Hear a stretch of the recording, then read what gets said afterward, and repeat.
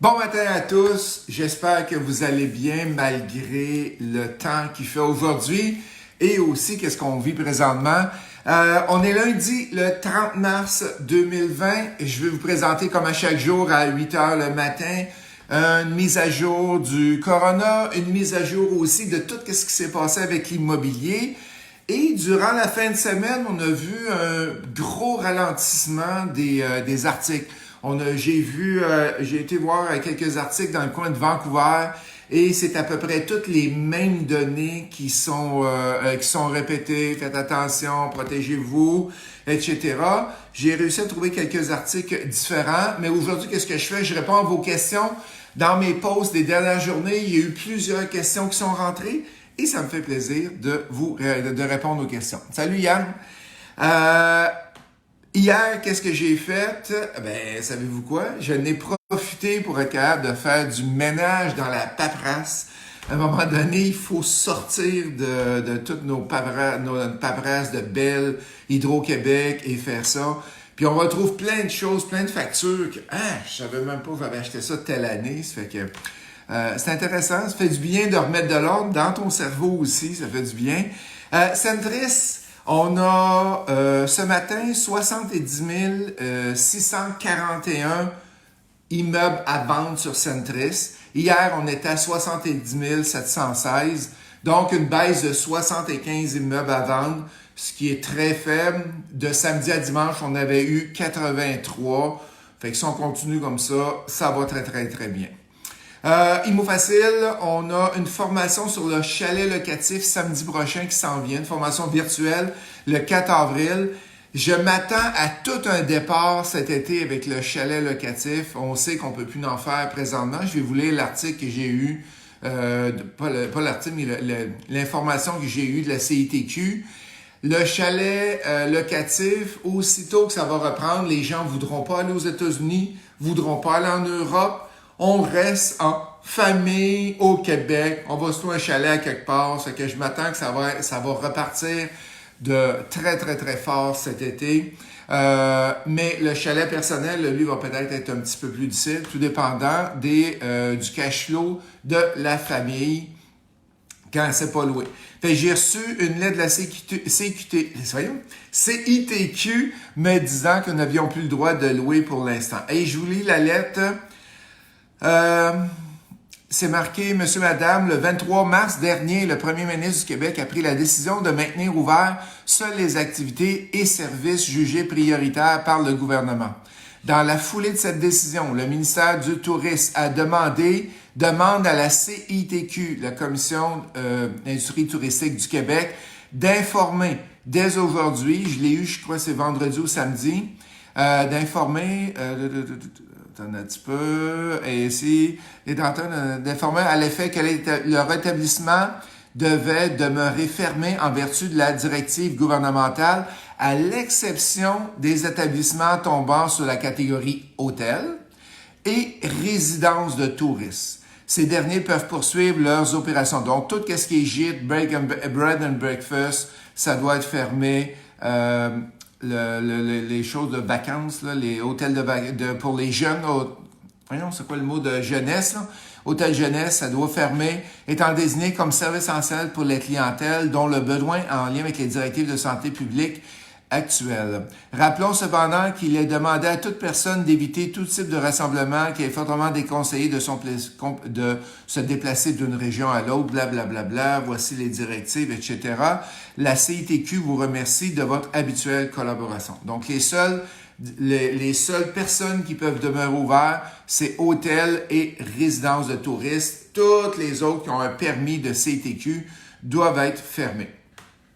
On a Jeff qui me demande, d'après toi, les banques et organismes comme la SCHL vont-ils arriver avec des conditions incroyables pour accepter les financements ou ils seront comme c'était avant, obtention de beaucoup plus difficile à obtenir?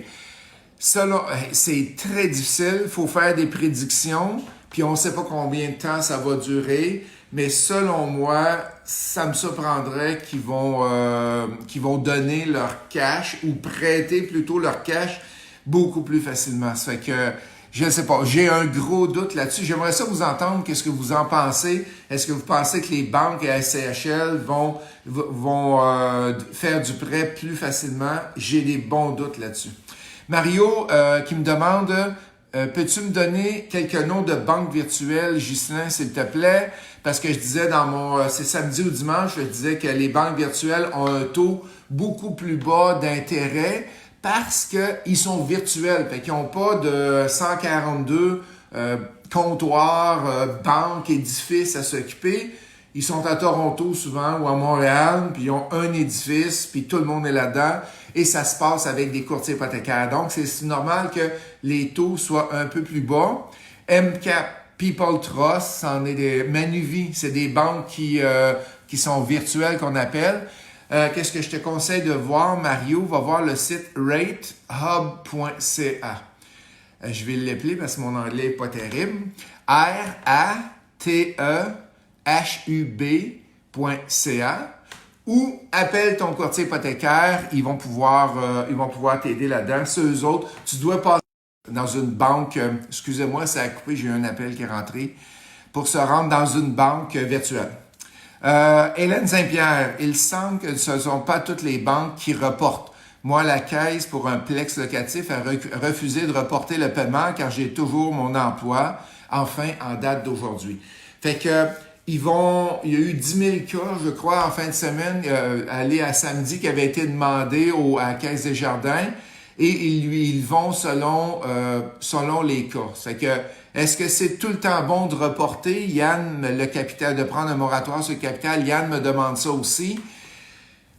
Ça dépend. Si votre immeuble est plein, si votre immeuble rapporte, les loyers sont payés, je vous dirais, attendez un peu. Attendez de voir qu'est-ce qui va arriver. Surtout que là, avec le PCU, le programme d'aide d'urgence du gouvernement fédéral, ça devrait rentrer aux alentours du 15 et 20 avril.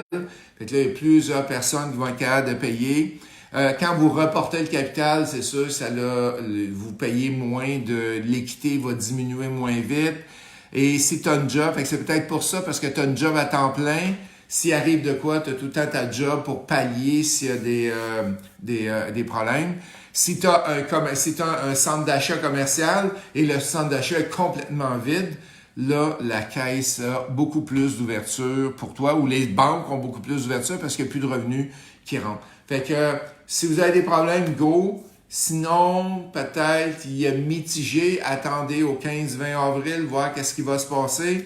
Si tout le monde paye, moi, j'irai pas chercher un moratoire de capital.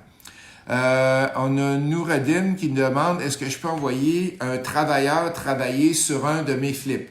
La réponse est non, Noureddin, parce que on est dans le gouvernement, c'est pas un service essentiel, donc en théorie, on n'a pas le droit d'envoyer quelqu'un sur un flip. Et je termine avec quelques statistiques. Je me suis demandé, on a une question qui est rentrée, je suis avec la TD et ils ont reporté mon hypothèque personnelle. C'est sûr que c'est pas gratuit, ils vont ajouter les frais d'intérêt, c'est certain. Tu as raison, c'est qui? Chantal. Tu as exactement raison. Fait que ceux-là qui veulent reporter, ils peuvent le faire, mais à un moment donné, ça nous coûte de quoi? Et pour une hypothèque, pour une maison, tu en penses quoi? Moi, je dirais, si vous gardez votre job, si vous avez le même salaire et il n'y a presque pas de chance que vous tombiez sur le chômage, je dirais, continuez à payer puis allez pas vous chercher un break. Mais si, comme Chantal qui vient de porter un commentaire, je sais qu'est-ce qu'elle fait comme métier. Elle, son métier, il a descendu beaucoup. Donc, elle avait pas le choix. Si elle voulait faire ses paiements, il faut la créer. Fait que c'est du cas par cas. Si vous avez encore votre métier, que tout va bien, je vous dirais, patientez un peu.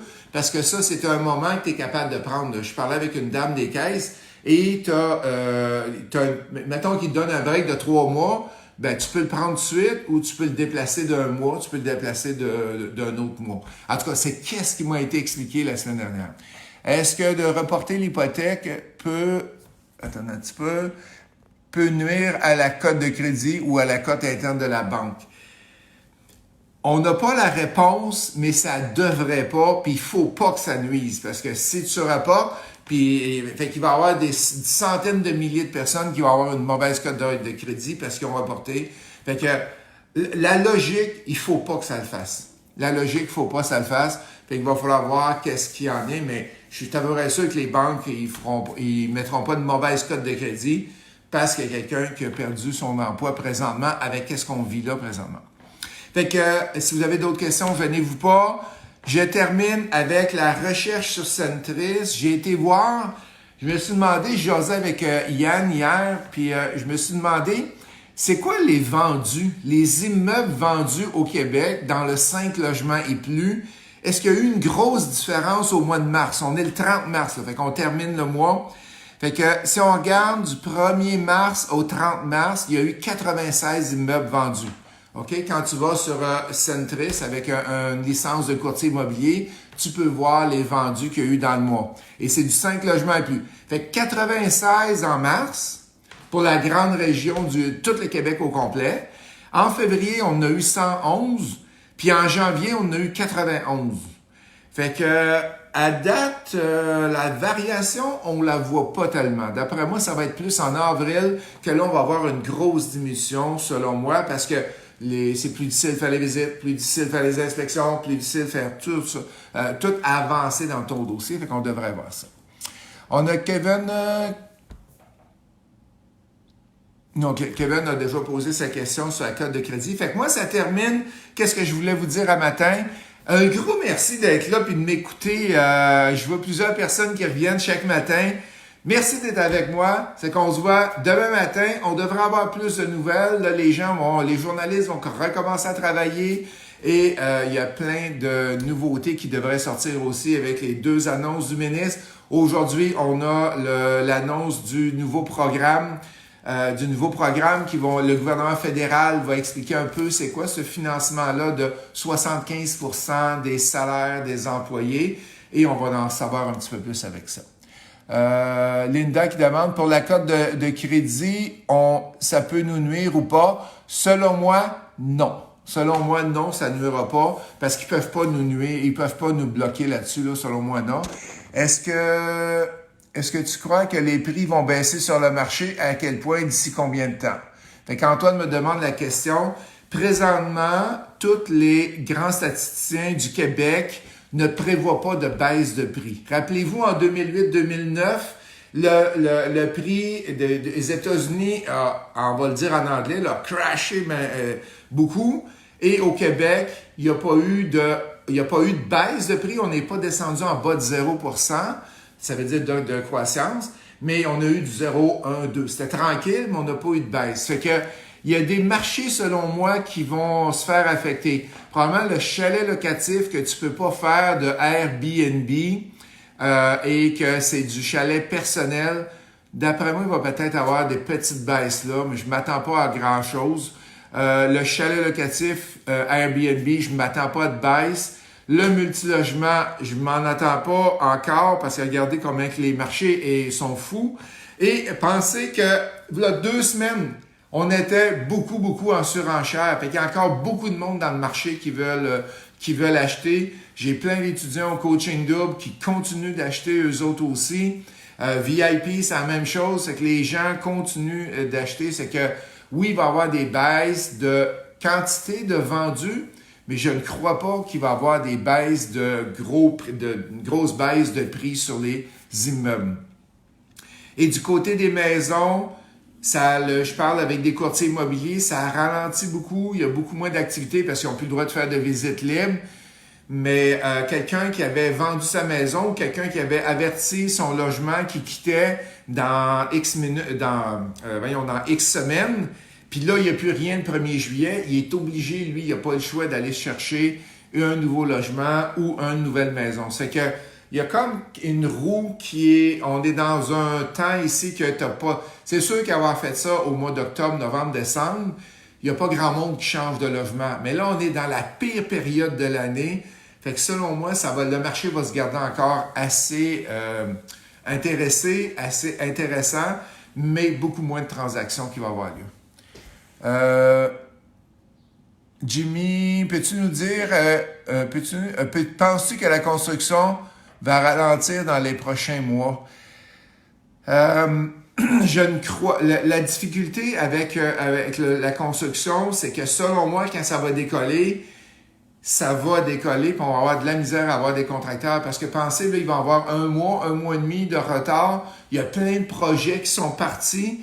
Fait que je m'attends pas que la construction va ralentir, au moins pour tout l'été, parce que quand tu as la moitié de la maison de montée, que tu as la moitié de triplex de montée, puis que là, hier, je parlais justement avec un entrepreneur général, puis il me disait, il dit, Justin, on est jamais, on a 3 chantiers qui roulent en même temps, puis on a hâte de recommencer puis être capable de les finir. C'est que je m'attends pas à ce qu'il va y avoir beaucoup de gens qui vont être sur le chômage avec la construction.